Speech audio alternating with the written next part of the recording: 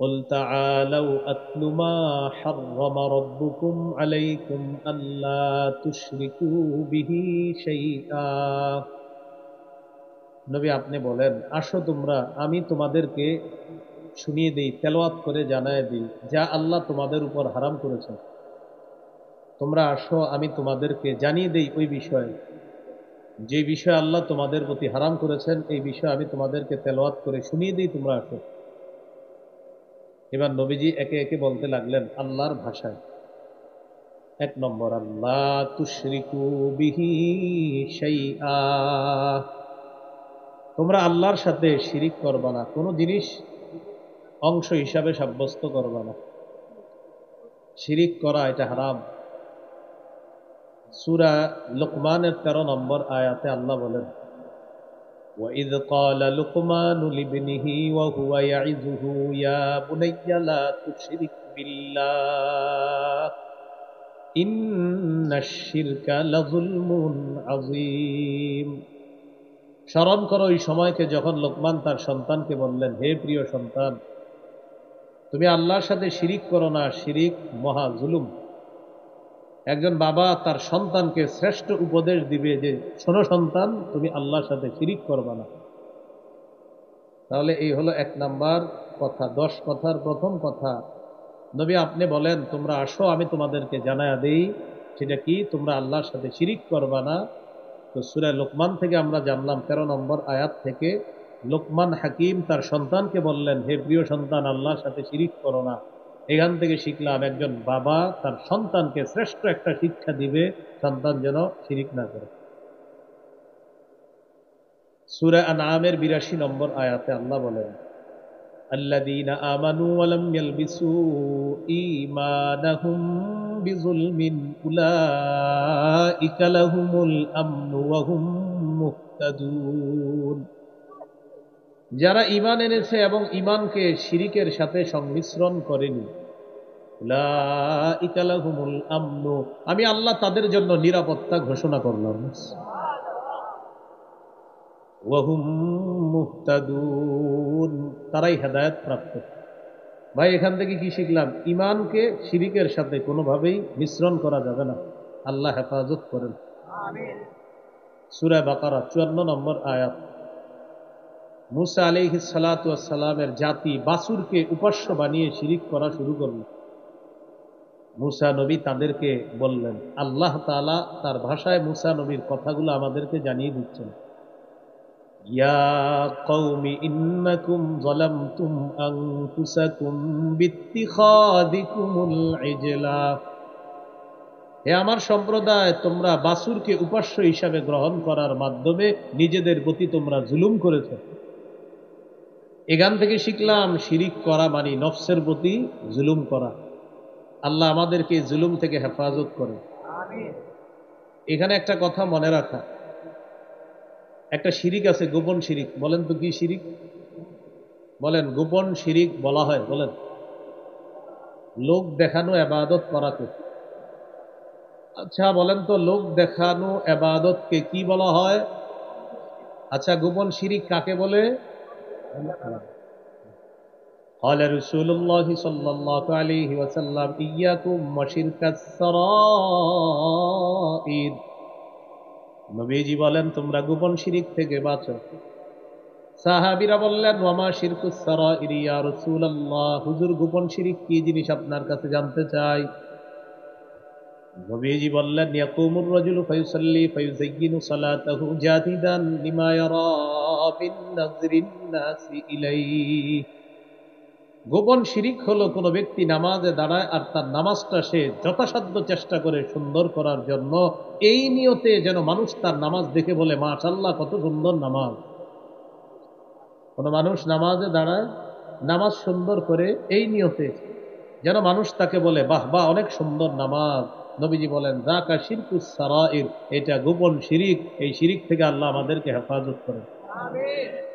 এখানে একটা বিষয় মনে রাখতে হবে, কেউ যদি আল্লাহকে খুশি করার জন্য ইবাদত করে আর তার ইবাদতটা সে সুন্দর করে, মানুষ যদি তার ইবাদতের প্রশংসা করে। এক সাহাবী রাসূলুল্লাহ সাল্লাল্লাহু আলাইহি ওয়াসাল্লামকে বললেন, ইয়া রাসূলুল্লাহ, কেউ যদি আল্লাহকে খুশি করার জন্য ইবাদত করে আর ইবাদতটাকে সে সুন্দর বানায়, এটাও কি গোপন শিরিক হবে? নবীজি বললেন না, এটা শিরিক হবে না। তিলকা আজিলু বুশরাল মুমিন, এটা মুমিনের জন্য দুনিয়াতে নগদ সুসংবাদ। আল্লাহ আমাদেরকে কথাগুলা বুঝার তৌফিক দান করেন। আল্লাহ কয়টা কথা বলবে? 10টা। 1 নাম্বার, নবী আপনি বলে দেন, আসো আমি তোমাদেরকে জানায়া দিই আল্লাহ যা হারাম করেছেন। 1 নাম্বার, আল্লাহর সাথে শিরিক করবা না।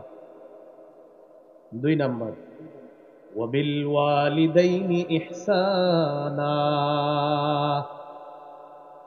পিতা মাতার প্রতি সদ আচরণ করো। পিতা মাতার নাফরমানি করবা না, নাফরমানি করা আল্লাহ হারাম করেছেন, সদ আচরণ করতে আল্লাহ বলেছেন।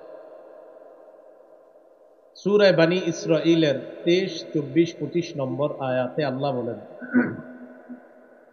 وَقَضَى رَبُّكَ أَلَّا تَعْبُدُوا إِلَّا إِيَّاهُ وَبِالْوَالِدَيْنِ إِحْسَانًا।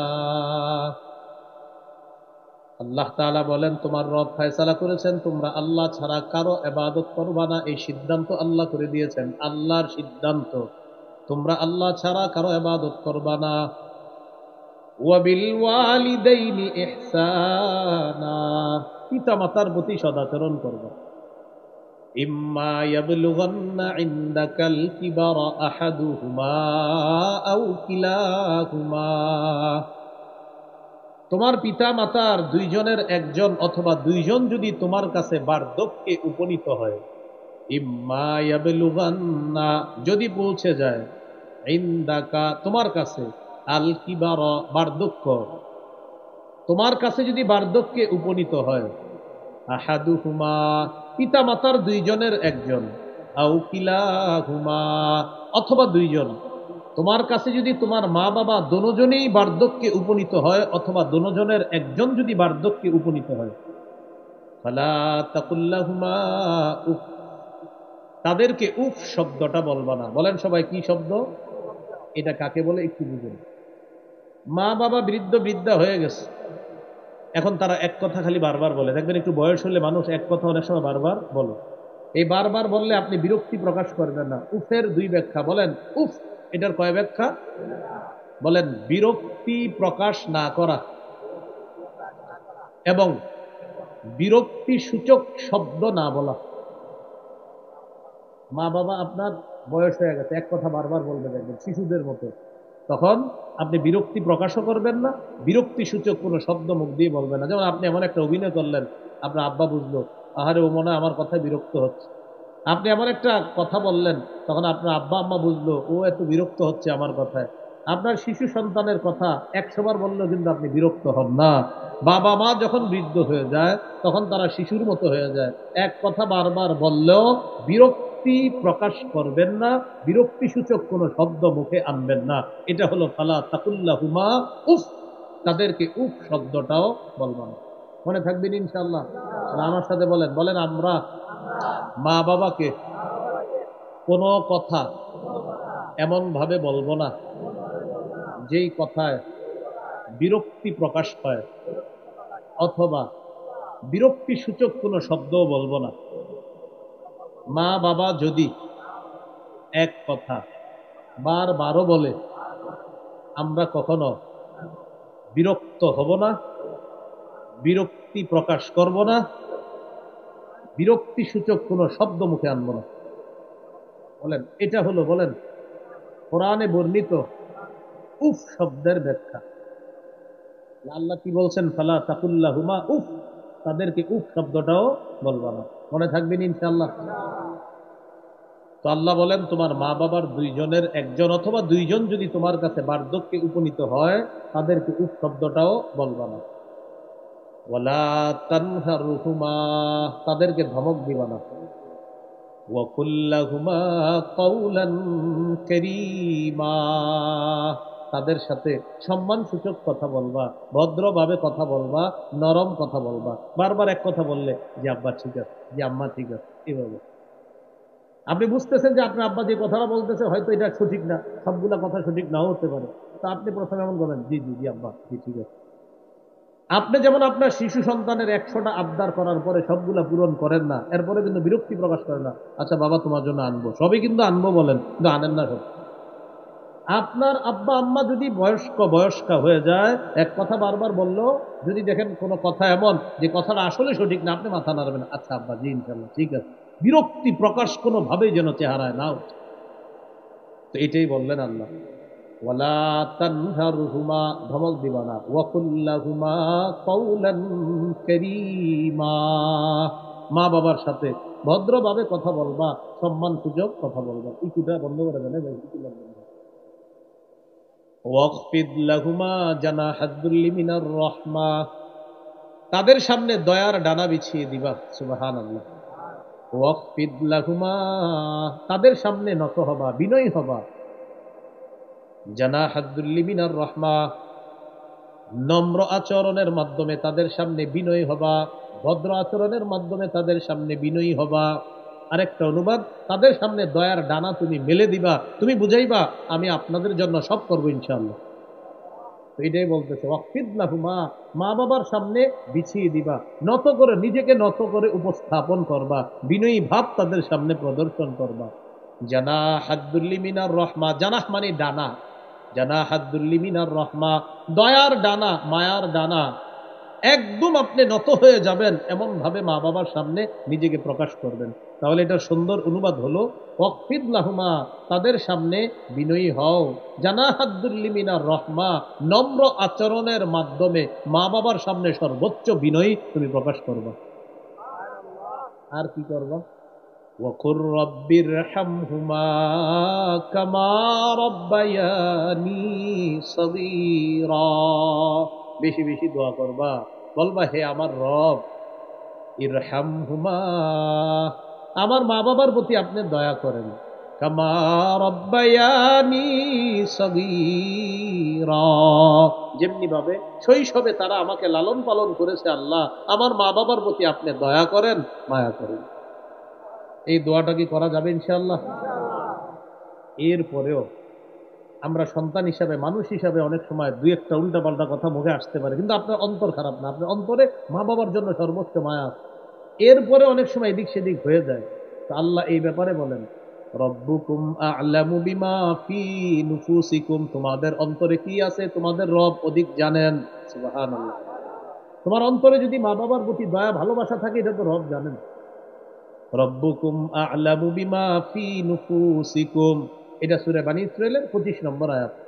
তোমাদের রব আ'লামু, অধিক অবগত, বিমা, ওই জিনিস সম্পর্কে, ফি নুফুসিকুম, যা তোমাদের অন্তরে আছে। ইন তাকুনু সলিহিনা, তোমরা যদি সৎ হও, তোমরা যদি নেককার হও, ফাইন্নাহু কানা লিল আওয়াবিনা গফুরা, বারবার যে আল্লাহর কাছে নত হয়, বিনয়ী হয়, ওর মনটা খুব ভালো, ওর মনে মা বাবার প্রতি খুব দয়া মায়া আছে, মাঝে মাঝে একটু ভুল হয়েও যায়। আল্লাহ বলেন এই মানুষগুলা যে বারবার আল্লাহর দিকে ঝুঁকে যায়, বিনয়ী হয়, আল্লাহ অভিমুখী হয় বারবার, আল্লাহ এই আল্লাহ অভিমুখী বান্দাদের জন্য গফুর, অধিক ক্ষমাশীল, অধিক দয়ালু। তাহলে সবচেয়ে গুরুত্বপূর্ণ বিষয়টা এখানে ফুটে উঠছে, আসলে দিলে আপনার মা বাবারে কতটা ভালোবাসেন জানে কে? রব্বুকুম, তোমাদের রব, আ'লামু, অধিক অবগত, বিমা ফি নুফুসিকুম, তোমাদের অন্তরে কি আছে এই ব্যাপারে সবচেয়ে অধিক অবগত তোমাদের রব। মনে আসেনি সূরা নামে কয়টা কথা বলবে আল্লাহ? 10টা কথা। 2 নাম্বার, ওয়াবিল ওয়ালিদাইনি ইহসানা, পিতা মাতার প্রতি সদাচরণ করো। 3 নাম্বার, ওয়ালা তাকতুলু আওলাদাকুম মিন ইমলাক। সবাই মিলে অনুবাদ করি, বলেন চলেন। তোমরা দারিদ্রতার ভয়ে তোমাদের সন্তান হত্যা করবা না। এক সন্তান হওয়ার পর 10 বছর আর সন্তান হচ্ছে না কেন? আবার বলেন, তোমরা দারিদ্রতার ভয়ে সন্তান হত্যা করবা না। তাহলে দারিদ্রতার ভয়ে কি হত্যা করা যাবে না? নাহনু নারযুকুকুম ওয়া ইয়্যাহুম, আল্লাহ তাআলা বলেন ও অভিভাবকের দল, তোমাদেরকে আমি রিজিক দেই, যারা দুনিয়াতে আসবে তাদেরকেও আমি রিজিক দেই। সুবহানাল্লাহ। তাহলে 3 নাম্বার আল্লাহ বললেন সন্তানকে দারিদ্রতার ভয়ে হত্যা করবা না। তোমরা অভিভাবক যারা, তোমাদেরকেও আমি রিজিক দেই, আর যারা দুনিয়াতে আসবে তোমাদের সন্তান, তাদেরকেও আমি আল্লাহ রিজিক দিই। সহিহ বুখারীর বর্ণনা, 6861 নম্বর হাদিস। এই হাদিসের বর্ণনাকারী আব্দুল্লাহ ইবনে মাসউদ রাদিয়াল্লাহু তাআলা তিনি বলেন, ক্বালা রাজুলুন, এক ব্যক্তি রাসূলুল্লাহ সাল্লাল্লাহু আলাইহি সাল্লামকে প্রশ্ন করলেন, আইয়ুয যামবি আকবারু ইনদাল্লাহ, ইয়া রাসূলুল্লাহ, আল্লাহর কাছে সবচেয়ে বড় পাপ কোনটি আপনার কাছে জানতে চাই। ফাকালা রাসূলুল্লাহ সাল্লাল্লাহু আলাইহি ওয়াসাল্লাম, আন তাদউয়া লিল্লাহি নিদ্দান ওয়া হুয়া খালাকাকা, আল্লাহ তোমাকে সৃষ্টি করেছেন, সেই আল্লাহর সাথে কাউকে অংশীদার সাব্যস্ত করা, সমকক্ষ সাব্যস্ত করা, এটা সবচেয়ে বড় পাপ। ক্বালা সুম্মা আইয়ুন ইয়া রাসূলুল্লাহ, হুজুর এরপর সবচেয়ে বড় পাপ কোনটি? ফাকালা রাসূলুল্লাহ সাল্লাল্লাহু আলাইহি ওয়াসাল্লাম, আন তাকতুলা ওয়ালাদাকা মাখাফাতা আন ইয়াতআমা মাআক, তুমি তোমার সন্তানকে হত্যা করা এই ভয়ে যে তোমার সন্তান তোমার খাদ্যে অংশগ্রহণ করবে। তোমার সন্তান তোমার সাথে খাবে, তোমার সম্পদে অংশগ্রহণ করবে, এই ভয়ে সন্তান হত্যা করা, এটা সবচেয়ে বড় পাপের মধ্যে দ্বিতীয় সিরিয়াল। 1 নাম্বার শিরিক করা, 2 নাম্বার তুমি তোমার সন্তানকে এই ভয়ে হত্যা করা যে তোমার সন্তান তোমার সাথে খাদ্যে অংশগ্রহণ করবে। নাউজুবিল্লাহ। ক্বালা সুম্মা আইয়ুন ইয়া রাসূলুল্লাহ, হুজুর এরপর সবচেয়ে বড় পাপ কোনটা?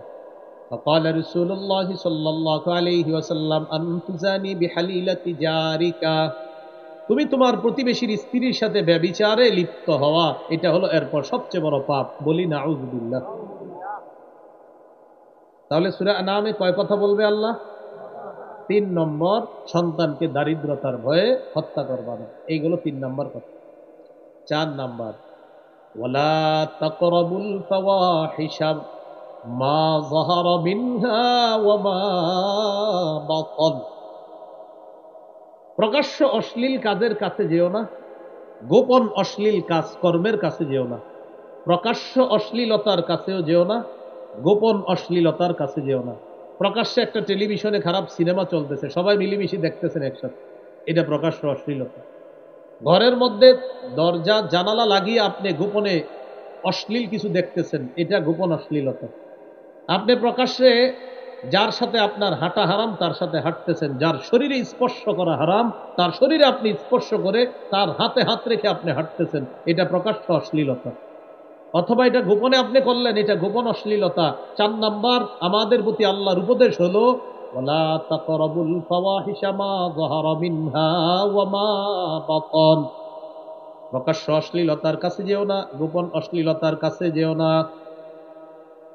অন্য আয়াতে আল্লাহ বলেন, ওয়াদারু যাহিরাল ইসমি ওয়া বাতিনা, ছেড়ে দাও যাহিরাল ইসমি প্রকাশ্য পাপ, ওয়া বাতিনা গোপন পাপ, তোমরা ছেড়ে দাও প্রকাশ্য পাপ গোপন পাপ। তাহলে প্রকাশ্যেও পাপ করা যাবে না, গোপনেও পাপ করা যাবে না। সূরা নাহলের 90 নম্বর আয়াতে আছে, ইন্নাল্লাহা ইয়া'মুরু বিল আদলি ওয়াল ইহসান ওয়া ইতা'i যিল কুরবা, নিশ্চয়ই আল্লাহ আদেশ করেন, বিল আদলি ইনসাফের আদেশ করেন, ওয়াল ইহসান পরের উপকার করার আদেশ করেন, ওয়া ইতা'i যিল কুরবা নিকট আত্মীয়দেরকে দেওয়ার আদেশ করেন। এবার দেখেন 3টা নিষেধ করেন, ওয়ায়ানহা আনিল ফাহশাই ওয়াল মুনকার ওয়াল বাগ, আল্লাহ অশ্লীল কাজকর্ম থেকে নিষেধ করেন, অপছন্দনীয় কাজকর্ম থেকে নিষেধ করেন, সীমালঙ্ঘন করা থেকে আল্লাহ নিষেধ করেন। তাহলে সীমালঙ্ঘন অশ্লীলতা থেকে নিষেধ করেন কে বলেন তো? আল্লাহ। তাহলে প্রকাশ্য পাপ গোপন পাপ এটার কাছেও যাওয়া যাবে না। আল্লাহ আমাদেরকে হেফাজত করেন। গুরুত্বপূর্ণ একটা অংশ মনে রাখেন, পাপের ক্ষতি কি। প্রকাশ্যে পাপ করেন, গোপনে পাপ করেন, এই পাপের ক্ষতি। পাপের 1 নম্বর একটা ক্ষতি হলো, পাপ অভিশাপ টেনে আনে। বলেন, পাপ আল্লাহর অভিশাপ টেনে আনে। সহিহ মুসলিমের হাদিস, 5018 নম্বর হাদিস। এটা হলো আপনাদের মোবাইলের অ্যাপস অনুযায়ী, আমাদের মাদ্রাসার পাঠ্যপুস্তক অনুসারে 1978 নম্বর হাদিস, 1978 এই হাদিসের মধ্যে আছে, عن علي بن أبي طالب رضي الله تعالى عنه قال قال رسول الله صلى الله عليه وسلم لعن الله من لعن والداه আল্লাহ তাআলা ওই ব্যক্তিকে অভিসম্পাত করেছেন যে ব্যক্তি তার পিতা মাতাকে অভিশাপ দেয়। যে ব্যক্তি তার পিতা মাতাকে অভিশাপ দেয় আল্লাহ তাকে অভিশাপ দেয়। তাহলে পিতা মাতাকে অভিশাপ দেওয়া এটা একটা পাপ, আর এই পাপ আল্লাহর অভিশাপ টেনে আনে। বলেন নাউজুবিল্লাহ।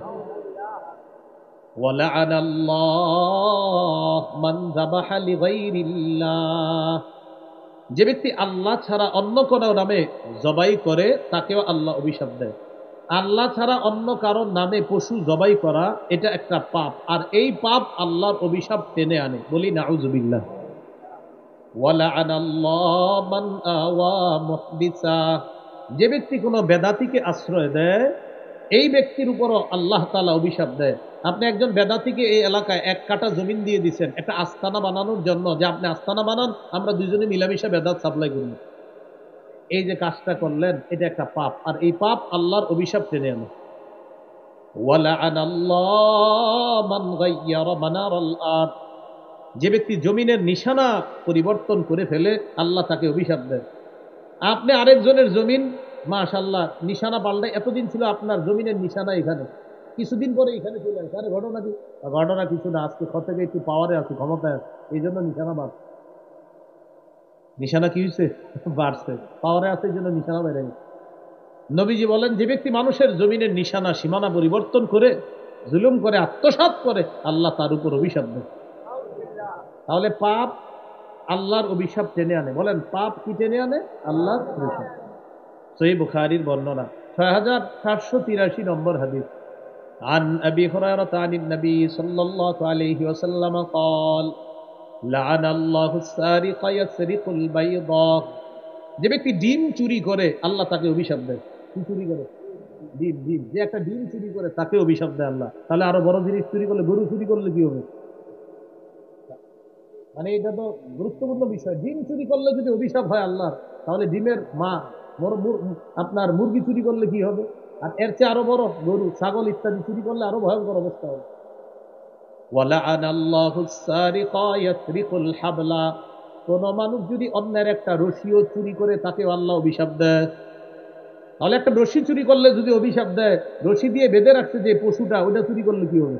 হ্যাঁ, আল্লাহ আমাদেরকে হেফাজত করেন। কি শিখলাম? পাপ আল্লাহর অভিশাপ টেনে আনে। আরেকটা দৃষ্টান্ত নেন, আবু দাউদের হাদিস, আল্লাহ মাফ করেন, 3674 নম্বর হাদিস। এই হাদিসের মধ্যে বর্ণনাকারী সাহাবীর নাম আব্দুল্লাহ ইবনে ওমর রাদিয়াল্লাহু তাআলা আনহুমা। তিনি বলেন, এই যে একটু মন দিয়ে শুনেন, লাআনাল্লাহুল খামরা, আল্লাহ মদকে অভিশাপ দেয়। বলেন আল্লাহ কাকে অভিশাপ দেয়? মদ। মদ বলেন সবাই কাকে? এবার বলেন মাদক দ্রব্যকে। বলেন ইয়াবা, বাবা, গাঁজা, হিরোইন, ফেন্সিডিল, আফিম, কানাডা ড্রাই, শ্যাম্পেন, মাস্তুদ, ডাইল, বিয়ার, এই সবগুলাকে আল্লাহ অভিশাপ দেয়। সবগুলার আল্লাহ কি করে? লাআনাল্লাহুল খামরা, আল্লাহ মাদক দ্রব্যকে অভিশাপ দেয়। ওয়া শারিবাহা, যে মদ পান করে তাকে অভিশাপ দেয়। ওয়া সাকিয়াহা, যে পরিবেশন করে তাকে অভিশাপ দেয়। মদ আরেকজনে ঢেলে দিচ্ছে তাকেও আল্লাহ অভিশাপ দেয়।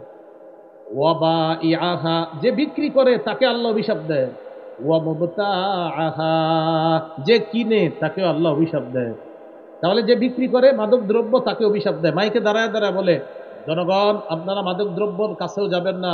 প্রিয় ভাইয়েরা, মাদক দ্রব্য থেকে যারা যারা মাদক দ্রব্যে জড়িয়ে যাবে আমাদেরকে ইনফরমেশন দিবেন, আমরা তার কঠিন অ্যাকশন নিব। খুব নিয়ে দেখা যায় হ্যাঁ চুরি চুরি মাদক দ্রব্য ব্যবসা করে। এমনি খায় না, আমি নামাজ পড়ি। খাননি? কয় না খাই না। ব্যবসা করেননি? ধরা খাইলে আর কি করি। এই যে ব্যবসা করে তার উপর কারো অভিশাপ? আল্লাহর অভিশাপ। তাহলে 4 নাম্বার, বা ইয়াহা, যে মদ বেচে। ওয়া মুবতাআহা, যে মদ কিনে। ওয়া আসিরাহা, যে মদ উৎপাদন করে। ওয়া মুতাসিরাহা, যে মদ পরিশোধন করে, এটার নাম দেয় বাংলা মদ, ইত্যাদি ইত্যাদি নাম দেয়। ওয়া হামিলাহা, যে মদ বহন করে নিয়ে যায়। ওয়াল মাহমুলাতা ইলাইহি, যার কাছে মদ বহন করে নিয়ে যাওয়া হয়। বিদেশে অনেক ভাইয়েরা চাকরি করে, ঠিক না? একটু বুঝে শুনে চাকরি করা। অনেক জায়গায় মাদক দ্রব্য বহন করার প্রয়োজন হতে পারে, নাউজুবিল্লাহ, আপনি বহনও করেন না। মদ বহন করাও আল্লাহর অভিশাপ টেনে আনে, যার কাছে বহন করে নিয়ে যাওয়া হয় তার উপর আল্লাহর অভিশাপ।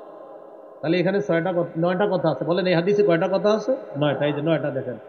মদকে আল্লাহ অভিশাপ দেয়, মদ যে পান করে তাকে অভিশাপ দেয়, মদ যে পরিবেশন করে তাকে অভিশাপ দেয়, মদ যে বিক্রি করে তাকে অভিশাপ দেয়, মদ যে ক্রয় করে তাকে অভিশাপ দেয়, মদ যে উৎপাদন করে তাকে অভিশাপ দেয়, মদ যে পরিশোধন করে তাকে অভিশাপ দেয়, মদ যে বহন করে নিয়ে যায় তাকে অভিশাপ দেয়, মদ যার কাছে নিয়ে যাওয়া হয় তাকেও আল্লাহ অভিশাপ। তাহলে এই সমস্ত গুনাহ, মাদকদ্রব্য কার অভিশাপ টেনে আনে? আল্লাহ। কি শিখলাম আমরা? পাপ আল্লাহর অভিশাপ টেনে আনে। এই পাপগুলা থেকে আমরা বিরত থাকবো। আল্লাহ তৌফিক দান করেন। পাপের 2 নাম্বার একটা ক্ষতি আছে, সেটা হলো পাপ এই অবিরত যদি করতে থাকে কোনো মানুষ, ধারাবাহিকভাবে করতে থাকে, এক পর্যায়ে এই ধারাবাহিক করতে করতে পাপ ওই পাপীকে লাঞ্ছিত করে ছাড়ে। নাউজুবিল্লাহ বলেন। আবার বল, কোন ব্যক্তি পাপ নিয়মিত করে, নিয়মিত করতে করতে ওই পাপ পাপীকে লাঞ্ছিত করে ছাড়ে। আব্দুল্লাহ ইবনে ওমর রাদিয়াল্লাহু তাআলা আনহুমার বর্ণনা, তিনি বলেন, রাআইতুজ যুনুবা তুমিতুল কুলুবা, আমি দেখেছি গুনাহ অন্তরকে মৃত বানিয়ে দেয়। রাআইতুজ যুনুবা তুমিতুল কুলুবা, আমি দেখেছি গুনাহ অন্তরকে মৃত বানিয়ে দেয়। ওয়া ক্বাদ ইউরিসুদ দিল্লা ইদমানুহা, অবিরত গুনাহ যারা করে, অবিরত গুনাহ করতে করতে এই গুনাহ তাকে লাঞ্ছিত করে ছাড়ে। পরে সুন্দর একটা কথা, ওয়া তারকুয যুনুব হায়াতুল কুলুব, গুনাহ ছেড়ে দেওয়া মানে প্রাণ সজীব হওয়া। সুবহানাল্লাহ। এক কথা আমি, আরেক কথা আপনারা বলেন। গুনাহ ছেড়ে দেওয়া, মাশাআল্লাহ, গুনাহ ছেড়ে দেওয়া আমি বলবো, আপনারা বলবেন প্রাণ সজীব হওয়া। বলেন গুনাহ ছেড়ে দেওয়া। মানে গুনাহ ছেড়ে দিলে অন্তর আবার সজীব হবে, আবার তাজা হবে, আবার জিন্দা হবে। ওয়া খায়রুন লিনাফসিকা ইসয়ানুহা, গুনাহ যদি তুমি ছেড়ে দাও এটাই তোমার জন্য উত্তম, এটাই তোমার জন্য কল্যাণ। তাহলে গুনার করার একটা ক্ষতি জানলাম, আল্লাহর অভিশাপ টেনে আনে, এখানে অনেকগুলা দৃষ্টান্ত শুনছি। 2 নাম্বার জানলাম, অবিরত গুনাহ, ধারাবাহিক গুনাহ পাপীকে লাঞ্ছিত করে ছাড়ে। আল্লাহ আমাদেরকে পাপ থেকে হেফাজত করেন, আল্লাহ মাফ করে দেন। 3 নাম্বার, গুনাহের কারণে মানুষ এলমে দিন থেকে বঞ্চিত হয়, কোরআন হাদিসের জ্ঞান থেকে সে বঞ্চিত হয়। অভিভাবক যারা আছেন মন দিয়ে শোনেন, সন্তান যারা, মাশাআল্লাহ মাদ্রাসার মাহফিল, সন্তানদেরকে মাদ্রাসায় পড়ান। এই সন্তান যে মাদ্রাসায় পড়াচ্ছেন, গুনাহের কারণে কোরআন হাদিসের বিদ্যা অন্তর থেকে চলে যায়। গুনাহের কারণে যে যত বেশি পাপ করবে তার সিনা থেকে কোরআন হাদিসের বিদ্যা আল্লাহ ছিনিয়ে নিবে, আল্লাহ উঠিয়ে নিবে। গুনাহ করার কারণে, গুনাহ করবেন না। আপনার সন্তান যে মাদ্রাসায় পড়াচ্ছেন, এই সন্তান মাদ্রাসায় 2 মাস পরে মাশাআল্লাহ কোরআনটা সুন্দর মুখস্থ করে, বাসায় যাওয়ার পর ও টেলিভিশন নামক গুনাহে লিপ্ত হয়, আপনারা কিছু মোবাইল নামক গুনাহে ওরে লিপ্ত করেন। এখন এই সন্তানরা এই গুনাহের অন্ধকারে তার ভিতরে কোরআন হাদিসের যে নূর ছিল, এই নূরটা আস্তে আস্তে বের হয়ে যায়। আপনি বাবা মা কেন এমন একটা পরিবেশ আপনি তাকে দিলেন? এই জন্য অভিভাবক ঘরের টেলিভিশনটা সরান। ছেলে মেয়েকে মাদ্রাসায় পড়াইতেছেন, এই মাদ্রাসায় কোরআন হাদিসের বিদ্যামানি, এটা নূর, এটা আলো, আর এই আলো সিনার মধ্যে থাকবে যদি নাফরমানি না হয়। এই জন্য টিভি নামক নাফরমানিটা, ইলেকট্রনিক মিডিয়ার নাফরমানিগুলা ঘর থেকে সরান। প্রিয় অভিভাবক, আল্লাহর হস্তে ইলেকট্রনিক মিডিয়ার গুনাহগুলা ঘর থেকে সরায়া সন্তানটাকে আদর্শ সভ্য মানুষ বানানোর চেষ্টা করুন। কয়েকটা দৃষ্টান্ত দেন। আব্দুল্লাহ ইবনে মাসউদ রাদিয়াল্লাহু তাআলা আনহু বলেন, ইন্নী লা আহসিবু আন্না আর-রাজুলা ইয়ানসাল ইলমা ক্বাদ আলিমাহু বিয-যামবি ইয়ামালুহু। নবীজির সাহাবী আব্দুল্লাহ ইবনে মাসউদ রাদিয়াল্লাহু তাআলা আনহু বলেন, আমি মনে করি কোন মানুষ তার জানা বিদ্যা ভুলে যায় শুধু পাপের কারণে। আমি মনে করি কোন মানুষ তার জানা বিদ্যাটা ভুলে যায় পাপের কারণে। কি শিখলাম? পাপের কারণে যে বিদ্যাটা আপনার জানা ছিল, এই জানা বিদ্যা আপনি ভুলে যাবেন। আল্লাহ হেফাজত করেন। 2 নাম্বার দৃষ্টান্ত, হানাফি মাযহাবের ইমাম আবু হানিফা রাহমাতুল্লাহি আলাইহির ব্যাপারে শুনেন। ওয়াকানাল ইমাম আবু হানিফা রাহিমাহুল্লাহ ইযা আশকালাত আলাইহি মাসআলা, ইমাম আবু হানিফা রাহমাতুল্লাহি আলাইহির যখন কোনো মাসালা খটকা লাগতো, এই মাসালাটা কি হইতে পারে, কিরে বুঝে আসতেছে না কেন, ক্বাল আলি আসহাবিহি, তখন তিনি তার ছাত্রদেরকে বলতেন, আহাদা ইল্লা লিযাম যামবিন ক্বাদ আহদাসতুহু, শোনো আমার মনে হয় কোনো গুনাহ হয়ে গেছে, এই কারণে এই মাসালাটা আমার সমাধান আসতেছে না, খটকা লাগতেছে। ইমাম আবু হানিফার মতো ইমাম বলতেছে আমার কোনো অপরাধ হয়ে গেল নাকি, গুনাহ হয়ে গেল নাকি, এই মাসালার সমাধান পাচ্ছি না কেন? তখন তিনি কি করতেন? কানা ইয়াস্তাগফিরু, বেশি বেশি আস্তাগফিরুল্লাহ পড়তেন। ওয়া রুবামা কামা সাল্লা, কখনো কখনো নামাজে তিনি দাঁড়িয়ে যেতেন। হাত্তা তানকাশিফা লাহুল মাসআলা, এক পর্যায়ে আল্লাহ তাকে মাসালার সমাধান দিয়ে দিতেন। তিনি বলতেন আমার মনে হয় কোনো গুনাহ হয়ে গেছে, মাসালা আমার সমাধান হচ্ছে না কেন? তখন তিনি ইস্তেগফার পড়তেন অথবা নামাজে দাঁড়াইতেন। ফাতানকাশিফা লাহুল মাসআলা, আল্লাহর মেহেরবানিতে তার মাসালা সমাধান হয়ে যেত। এখন গুরুত্বপূর্ণ অংশটা শুনেন। মাসালা সমাধান হওয়ার পর ইমাম আবু হানিফা রহমতুল্লাহ আলাই বলতেন রাজাউতু আন্নী তিবা আলাইয়া, আমি যেহেতু মাসালার সমাধান পেয়ে গেছি, আমি আশাবাদী যে আমার কোনো পাপ যদি হয়েও থাকে আল্লাহ ক্ষমা করে দিয়েছেন, ক্ষমা করেছেন বলে এই মাসালার সমাধান আমি পেয়েছি। আমার তওবা কবুল হয়েছে, আমি নিশ্চিত। না হয় আল্লাহ এই মাসালার সমাধান আমাকে দিতেন না। আল্লাহ মাসালার সমাধান দিয়েছেন, তো আমি আশাবাদী আমি যে ইস্তেগফার করেছি আমার ইস্তেগফার আমার রব গ্রহণ করছে। আপনি চিন্তা করছেন, একটু ভাবেন, আমাদের কোনো অপরাধের কারণে বিদ্যা আসতেছে না, ইমাম আবু হানিফা বলতেছেন যে আমার মনে হয় কোনো পাপ হয়ে গেল নাকি, তিনি আস্তাগফিরুল্লাহ পড়তেন। মাসালার সমাধান পাইলে তিনি ইয়াকিন করতেন নিশ্চিত আমার তওবা আল্লাহ কবুল করেছেন বলে এই মাসালার সমাধান আল্লাহ আমাকে দিয়েছেন। তা আমাদের কি অবস্থা বলে? তাহলে পাপের কারণে মানুষ বিদ্যা ভুলে যায়, কোরআন সুন্নাহর বিদ্যা ভুলে যায়। আল্লাহ পাপ থেকে আমাদেরকে হেফাজত করেন। ইমাম শাফি রহমতুল্লাহ আলাইহির উস্তাদের নাম ওয়াকি ইবনুল জাররাহ, ওয়াকি ইবনুল জাররাহ। এই ওয়াকি রহমতুল্লাহি আলাইহির ব্যাপারে একজন বলেন তার নাম আলী ইবনুল খাশরম। আচ্ছা, আপনারা এত বড় নামটা মুখস্থ নাও থাকতে পারে, শুধু একটু মনে রাখেন আলী, পুরা নামটা হলো আলী ইবনুল খাশরম আর কি, আলী। এই আলী রহমতুল্লাহি আলাইহি বলেন রাআইতু ওয়াকি ইবনুল জাররাহ মা রাআইতু বিয়াদিহি কিতাবা কাত্তু ইন্নামা হুয়া ইয়াহফাজু। ওয়াকি ইবনুল জাররাহকে আমি কোনোদিনও লিখতে দেখি নাই, উনি যা শুনতেন মুখস্থ করে ফেলতেন, কখনো লিখতেন না। তো একদিন জিজ্ঞাসা করলাম, ফাসআলতুহু আন দাওয়াইল হিফজি, আমি জিজ্ঞাসা করলাম তার এই মুখস্থের রহস্য সম্পর্কে, আচ্ছা আপনি লেখেন না, এত মুখস্থ থাকে কেমনি? ওয়াকি ইবনুল জাররাহ জবাব দেয় তারকুজ যুনুব অথবা তারকুল মাআসি, গুনাহ ছেড়ে দেওয়া। আমি যত গুনাহ ছেড়ে দিয়েছি তত আমার মেধা শার্প হয়েছে, গুনাহ ছেড়ে দেওয়ার কারণে আমি যা শুনি আল্লাহ আমাকে তা স্মরণে রাখে। তাহলে মেধার রহস্য, মুখস্থর রহস্য কি বললেন? গুনাহ ছেড়ে দেওয়া। মুখস্থর রহস্য কি বললেন? গুনাহ ছেড়ে দেওয়া। এই জন্য আমার আপনার সন্তানকে মাদ্রাসায় পড়াই, হেফজখানায় পড়াই, অনেক সময় বলি হুজুর মনে থাকে না, পড়া মনে থাকে না। আরে আপনি গুনাহের পরিবেশ দিলে ওর পড়াশোনা মনে থাকবে কিভাবে? আল্লাহ আমাদেরকে হেফাজত করেন।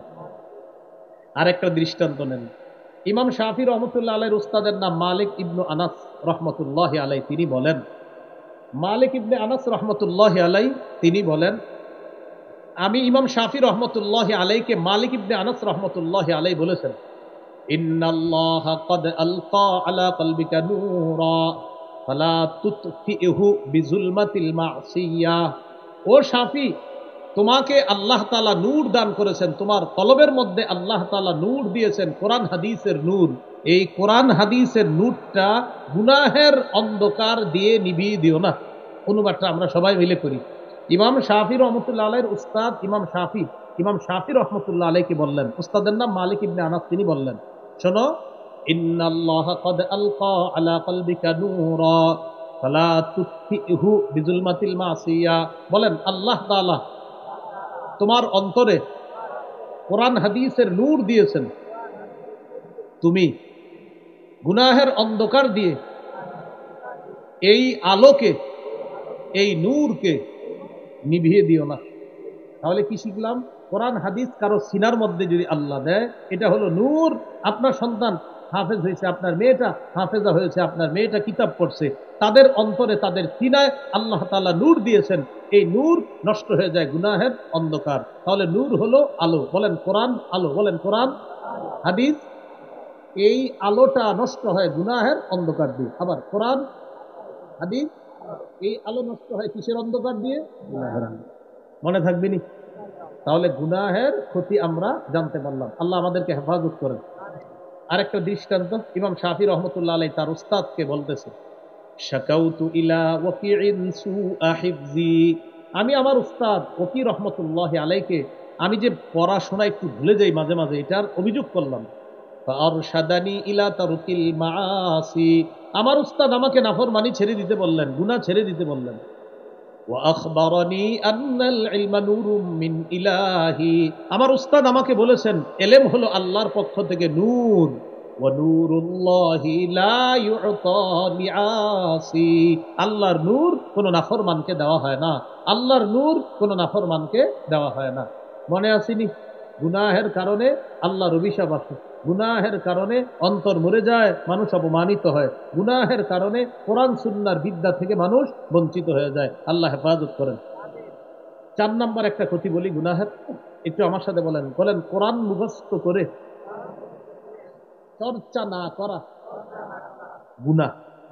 এই গুনাহের কারণে যদি কোরআন ভুলে যায়, আল্লাহর কাছে জবাবদিহিতা করতে হবে। কোরআন মুখস্থ করছে, আপনারা অনেকে 10টা সূরা মুখস্থ পারেন, এখন পারেন 8টা, 2টা পারেন না, কেন পারেন না? যদি বলেন চর্চার অভাবে, তো আল্লাহর সামনে দাঁড়ানোর জন্য তৈরি থাকেন। আর যদি বলেন হুজুর আমি নিয়মিত চর্চা করি, তাহলে আশা করা যায় আল্লাহ মাফ করে দিবেন। চর্চা করেন তারপরে ভুলে যাচ্ছেন, আল্লাহ মাফ করে দিবেন। কিন্তু চর্চা করেন না, যদি ভুলে যান খবর আছে। সহিহ বুখারীর বর্ণনা 5033 নম্বর হাদিস, এই হাদিসের মধ্যে আছে তাআহাদুল কোরআন, তোমরা কোরআন চর্চা করো, বিশেষ করে হাফেজ সাহেব যারা আছেন কোরআন চর্চা করো। ওয়াল্লাযী নাফসি বিয়াদিহি লাহু আশাদ্দু তাফাসসিয়াব মিনাল ইবলি ফি উকলিহা, আল্লাহর কসম, ওটের গলা থেকে তার বাঁধন ছুটি দিলে, ওটের গলা থেকে তার বাঁধনটা খুলে দিলে, এই বাঁধনহারা ওট যত দ্রুত পালিয়ে যাবে, কোরআন চর্চার অভাবে তোমার সিনা থেকে আরো দ্রুত পালিয়ে যাবে। তাহলে কি শিখলাম? বলেন আমার সাথে একটু, কোরআন শিখে চর্চা না করা এটাই পাপ। এই পাপের কারণে কোরআন ভুলে যায়, আল্লাহর কাছে জবাব দেওয়া লাগবে। আমাদের পূর্ববর্তী সালাফগণ বলতেন, কুন্না নাউদ্দু মিন আযামিদ যুনুব, আমরা সবচেয়ে বড় পাপ মনে করতাম এটাকে আইয়াতা আল্লামা রাজুলুল কোরআন, কোন ব্যক্তি কোরআন শিখছে, কোরআন শিখার পর ফায়ানামু আনহু হাত্তা ইয়ানসা, কোরআন থেকে সে গাফেল হয়ে কোরআনকে ভুলে গেছে, এটা আমরা সবচেয়ে বড় পাপ মনে করতাম। মনে আছে সূরা আনামে কয়টা কথা আল্লাহ বলবে?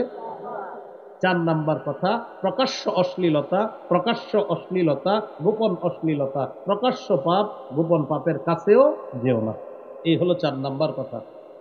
5 নাম্বার, ওয়ালা তাকতুলুন নাফসাল্লাতী হারামাল্লাহু ইল্লা বিল হক, অন্যায় ভাবে কাউকে হত্যা করো না। বলেন অন্যায় ভাবে কাউকে হত্যা করো না। বর্তমান জামানায় মানবাধিকার, এটা একটা সুন্দর স্লোগান অনেকের। এই মানবাধিকার স্লোগানটার মাধ্যমে একদিক দিয়া মানবাধিকার লঙ্ঘন করে ফিলিস্তিনের নিরীহ মুসলমানদেরকে হেলিকপ্টার বোমা, রকেট থেকে বোমা মারে, হেলিকপ্টার থেকে বোমা মারে, প্লেন থেকে বোমা মেরে নিরীহ শিশুদেরকে হত্যা করা মানবাধিকার একদিক দিয়ে লঙ্ঘন করে, অন্য দিক দিয়ে পৃথিবীবাসীকে বলে মানবাধিকার রক্ষা করতে হবে, মানবাধিকার রক্ষা করতে হবে। এটা হলো চূড়ান্ত ইতরামি আর মুনাফিকি। এটা কি মানবাধিকার রক্ষা না লঙ্ঘন?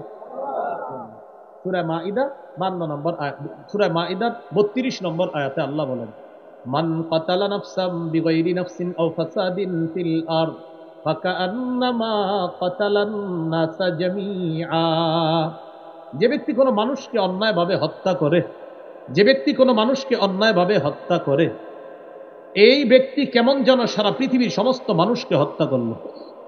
ওয়ামান আহইয়াহা, যে ব্যক্তি কোনো মানুষের জীবন বাঁচায়, ফাকান্নামা আহইয়ান নাস জামিআ, সে কেমন যেন সারা পৃথিবীর মানুষের জীবন বাঁচাইল। তাহলে 5 নাম্বার, ওয়ালা তাকতুলুন নাফসাল্লাতী হারামাল্লাহু ইল্লা বিল হক, অন্যায়ভাবে কাউকে তোমরা হত্যা করো না। যালিকুম ওয়াসাকুম বিহি লাআল্লাকুম তাকিলুন, আল্লাহ তোমাদেরকে ওয়াজ করতেছেন, উপদেশ দিতেছেন, নসিহত করতেছেন যাতে তোমরা বুঝতে পারো। এইগুলো 5 কথা। 6 নাম্বার, ওয়ালা তাকরাবু মালাল ইয়াতীমি ইল্লা বিল্লাতী হিয়া আহসানু হাত্তা ইয়াবলুগা আশুদ্দা, এতিমের সম্পদের কাছেও যেও না, সে পরিণত বয়সে পৌঁছার আগ পর্যন্ত তার সম্পদের কাছেও যেও না, তার সম্পদ আত্মসাৎ করার কোনো চেষ্টা করবা না। তোমার দায়িত্বে তার সম্পদ আছে। হ্যাঁ, তবে ইল্লা বিল্লাতি হিয়া আহসান, উত্তম পন্থায় তার যতটুকু খরচের প্রয়োজন অতটুকু খরচ যদি করো এটা জায়েজ আছে। কিন্তু তুমি জুলুম করবা না, এতিমের সম্পদে হাত দিবা না অন্যায়ভাবে। আল্লাহ তাআলা বলেন, ইন্নাল্লাযীনা ইয়াকুলুনা আমওয়ালাল ইয়াতামা যুলমা ইন্নামা ইয়াকুলুনা ফি বুতুনিহিম নারা ওয়া সায়াসলাউনা সাঈরা। যারা এতিমের সম্পদ অন্যায়ভাবে আত্মসাৎ করে তারা পেটের মধ্যে আগুন খায়, আগুন আগুন। ওয়াসায়াসলাউনা সাঈরা, অচিরেই তারা প্রজ্বলিত আগুনে প্রবেশ করবে, কঠিন আগুনের মধ্যে তারা প্রবেশ করবে। বলি নাউযুবিল্লাহ। তাহলে 6 নম্বর উপদেশ আল্লাহর, এতিমের সম্পদের কাছেও যেও না। এই জন্য এতিমের প্রতি আমরা সহানুভূতিশীল হওয়ার চেষ্টা করব। সাবধান, এতিমকে কষ্ট দিব না। রাসূলুল্লাহ সাল্লাল্লাহু আলাইহি সাল্লাম বলেন, ইমসাহ রাসাল ইয়াতীম, এতিমের মাথায় হাত বুলাবা, এতিমের মাথায় হাত বুলাবা। এই জন্য এতিমের মাথায় হাত বুলাবো, এতিমের সম্পদ আত্মসাৎ করব না। 7 নাম্বার, ওয়া আউফুল কাইলা ওয়াল মিজানা বিল কিসত, পরিমাপ এবং ওজন করবা ইনসাফের সাথে। ওয়া আউফুল কাইলা ওয়াল মিজানা বিল কিসত, পরিমাপ এবং ওজনটা পরিপূর্ণভাবে করবা, বিল কিসতি, ইনসাফের সাথে, ন্যায়ানুগতভাবে সুন্দরভাবে পরিমাপ করবা, ওজন করবা। পরিমাপে ভেজাল করা যাবে না, পরিমাপে কি করা যাবে না? ভেজাল করা যাবে না। ওয়াউফুল কাইলা ওয়াল মিজানা বিল কিসতি লা নুকাল্লিফু নাফসান ইল্লা বুসআহা। আল্লাহ বলেন, আমি কাউকে সাধ্যের বাইরে কিছু চাপায়া দেই না। এখান থেকে উদ্দেশ্য হলো ওজনে আপনার সামান্য এদিক সেদিক না করার চেষ্টা করা, মানুষ হিসাবে হয়েও যেতে পারে। তো আল্লাহ বলেন, আমি কাউকে সাধ্যের বাইরে কিছু চাপায়া দেই না। এটা হলো মহব্বতের বিষয়। এই জন্য একটা বুদ্ধি করবেন, মেপে কাউরে কিছু দিলে একটু বেশি দিবেন, তাহলে আর সমস্যা নেই। মানে সমান সমান দিতে গেলেই তো আপনার টেনশন, এটা কি কম বেশি হয়ে গেল না, কিন্তু একটু বেশি দিয়ে দিবেন, তাহলে তো আর সমস্যা হয় না। আপনি একটু বেশি দিয়ে দিবেন, তখন আপনার অন্তরটা একটা শান্তি হবে, যাক আমি কম দেইনি, বেশি দিই, ঠিক আছে না? তাহলে একটু বেশি দিলে আপনার আর সমস্যা হলো না। তারপরে আপনি যদি ইনসাফের মতো দেন, সমস্যা নাই। তা আল্লাহ বলেন, এটা মানুষ হিসাবে এরকম হয়ে যেতে পারে যে সামান্য এদিক সেদিক, আল্লাহ বলেন এটার জন্য ধরা হবে না, কারণ আমি মানুষকে সাধ্যের বাইরে কিছু চাপায়া দেই না। তো এরপরেও মাশাআল্লাহ অনেক ব্যবসায়ী আছে, তারা চায় হুজুর আমি একদম সঠিকভাবে আমি চলবো। তো আপনি অন্তরকে একটু প্রশান্ত রাখার জন্য আপনি ওজনে একটু বাড়ায় দিয়ে দেন, ওজনে যতটুকু দিবেন বাস একটু বেশি দিয়ে দেন, তাহলে আর আপনার ভিতরে কোনো খরচা থাকবে না যে আমি কম দেই নাই, আমার মুসলমান ভাইকে আমি একটু বেশি দিই। মনে থাকবেন ইনশাআল্লাহ। এই হলো 7 নাম্বার। 8 নাম্বার, ওয়াইদা কুলতুম ফা'দিলু ওয়ালাউ কানা যা কুরবা, যখন কথা বলবা ইনসাফের সাথে কথা বলবা, সত্য কথা বলবা, যদিও তোমার নিকট আত্মীয় কেউ হয়। আপনি একটা বিষয়ে কথা বলবেন, আপনার আত্মীয়, নিকট আত্মীয় কাছে আছে, তখন আপনি চিন্তা করবেন আমি যদি এটা বলি আমার ভাইয়ের উপরে যায় বিষয়টা না। আল্লাহ বলেন না, সঠিক যেটা সেটাই বলবেন, যেই কথাটা সঠিক। ওয়াইদা কুলতুম, যখন কথা বলবা, ওয়াইদা কুলতুম যখন কথা বলবা, ফা'দিলু, ইনসাফের সাথে বলবা। ওয়ালাউ কানা যা কুরবা, যদিও নিকটাত্মীয় কেউ হয়, কথা যখন বলবা ইনসাফের সাথে বলবা। আল্লাহ তাআলা আমাদেরকে তৌফিক দান করেন। এইগুলো 8 নাম্বার। 9 নাম্বার, ওয়া বিআহদিল্লাহি আউফু, আল্লাহর ওয়াদা পুরা করো, আল্লাহর ওয়াদা পুরা করো। আল্লাহর সাথে আমরা অনেক বিষয়ে ওয়াদাবদ্ধ। আল্লাহ আমাদের রব, আল্লাহ আমার ব্যক্তি জীবনের রব, পারিবারিক জীবনের রব, সামাজিক জীবনের রব, অর্থনৈতিক জীবনের রব, রাষ্ট্রীয় জীবনের রব, আন্তর্জাতিক জীবনের রব। আল্লাহ বলেছেন আলাস্তু বিরাব্বিকুম, আমি কি তোমাদের রব নই? ক্বালু বালা, রূহের জগতে সবাই বলছে আপনি আমাদের রব। রব কিছু হুকুম করেছেন, কিছু নিষেধ করেছেন, মুসলিম হিসাবে এই আদেশ নিষেধগুলা মানতে আমরা অঙ্গীকারাবদ্ধ, এগুলো আমাদের মানতে হবে। আল্লাহ তৌফিক দান করেন। আল্লাহ বলেছেন ওজন ঠিক মতো দিবা, আল্লাহ বলেছেন সুদ খেও না, আল্লাহ বলেছেন নামাজ কায়েম করো। তো এই বিভিন্ন বিষয়ে মুসলিম হিসাবে আমরা আত্মসমর্পণকারী জাতি, যে আল্লাহ আপনি যা বলবেন এটা মেনে নিব, যা থেকে নিষেধ করবেন এটা থেকে বেঁচে থাকবো, এই অঙ্গীকার পুরা করা। এই হলো 9 নাম্বার। সর্বশেষ 10 নাম্বার, ওয়া আন্না হাযা সিরাতী মুস্তাকিমা ফাত্তাবিউহ। ভাই উঠাউঠি করবো না, শুনেন 10 নাম্বারটা শুনে উঠাউঠি করবো না, হুজুর দোয়া করবেন ইনশাআল্লাহ, কেউ উঠাউঠি করবো না। ওয়া আন্না হাযা সিরাতী মুস্তাকিমান ফাত্তাবিউহ, এটাই আমার রাস্তা, সোজা রাস্তা। ফাত্তাবিউহ, এটার অনুসরণ করো। ওয়ালা তাত্তাবিউস সুবুলা, অনেকগুলা রাস্তার অনুসরণ করো না। উসমান রাদিয়াল্লাহু তাআলা আনহুর বর্ণনা, নবীজি একটা দাগ দিস, দাগ দেওয়ার পর আশেপাশে অনেকগুলা দাগ দিস, দাগ দিয়ে বললেন এটা সোজা রাস্তা, আশেপাশে যে রাস্তাগুলো আছে সবগুলার মাথায় একটা শয়তান বসা আছে, এগুলা হলো পথভ্রষ্টতার রাস্তা, ধোকার রাস্তা। শয়তান ডাকে আসো আসো এদিকে আসো। তো এই মাঝখানের রাস্তাটায় আল্লাহ ডাকে, সুবহানাল্লাহ। হ্যাঁ, আশেপাশে যত উল্টাপাল্টা রাস্তায় শয়তান ডাকে। ওয়া আন্না হাযা সিরাতী মুস্তাকিমা, এটাই সোজা রাস্তা, ফাত্তাবিউ, এটার অনুসরণ করো। ওয়ালা তাত্তাবিউস সুবুলা, আশেপাশের রাস্তাগুলো অনুসরণ করবা না। ফাতাফাররাকা বিকুম, আশেপাশের রাস্তাগুলা তোমাদেরকে বিচ্ছিন্ন করে দিবে। আন সাবিলি, সোজা রাস্তা থেকে। আশেপাশের রাস্তাগুলায় যদি চলো, এই রাস্তাগুলা তোমাদেরকে পৃথক করে দিবে, বিচ্ছিন্ন করে দিবে সোজা রাস্তা থেকে। তাহলে চলবো কি বাঁকাগুলায় না সোজাটায়? সোজা রাস্তায় চলবো। এই 10টা উপদেশের কথা আমরা মনে রাখবো, একটু মন দিয়ে শুনেন। 1 নাম্বার, আল্লাহর সাথে শিরিক করা যাবে না। 2 নাম্বার, পিতামাতার নাফরমানি করা যাবে না। 3 নাম্বার, কোন সন্তানকে দারিদ্রতার ভয়ে হত্যা করা যাবে না। 4 নাম্বার, প্রকাশ্য পাপ গোপন পাপ করা যাবে না। আর প্রকাশ্য পাপ গোপন পাপের ক্ষতি কিছু আমরা জানছি, ওই এলেম ভুলে যাওয়া, আল্লাহর অভিশাপ আসা, এগুলো জানছি। 5 নাম্বার, অন্যায়ভাবে কাউকে হত্যা না করা। 6 নাম্বার, এতিমের সম্পদের কাছেও আত্মসাৎ করার নিয়তে যাওয়া যাবে না।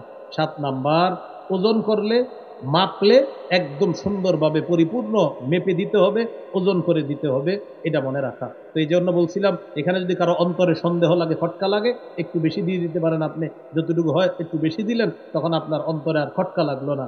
এটা হলো 7 নাম্বার। 8 নাম্বার, কথা বললে সঠিক কথা বলবা, ইনসাফের কথা বলবা। তোমার কোনো আত্মীয় স্বজন না কে আছে সামনে, তখন এটা দেখা যাবে না, যেটা নেয় সেটাই বলবা। 9 নাম্বার, আল্লাহর অঙ্গীকারগুলা পুরা করবা। 10 নাম্বার, এটাই আমার রাস্তা, আল্লাহ বলে দিলেন হেদায়েতের রাস্তার কথা, নবী আপনি বলে দেন যে এটাই আমার রাস্তা, এই রাস্তার অনুসরণ করো, আশেপাশের রাস্তাগুলার অনুসরণ করবা না। এই হলো সূরা আনআমের 151, 152, 153, এই 3 আয়াত থেকে কয়টি বিষয় আমরা জানলাম? 10টি বিষয়। আল্লাহ তাআলা আমাদের সকলকে এই 10টি বিষয় যেন আমরা সুন্দরভাবে বুঝে শুনে যেগুলা করণীয় করার আর যেগুলা বর্জনীয় বর্জন করার তৌফিক দান করেন। আমরা কি উঠাউঠি করবো না, মসজিদ আমরা সুন্দরভাবে রক্ষা করি। উলামায়ে হযরত, মুরব্বী, বুজুর্গ, আলেম ওনার দোয়া করবে ইনশাআল্লাহ। এরপর আমরা এখান থেকে যাব। আল্লাহ তৌফিক দান করেন। আলহামদুলিল্লাহ।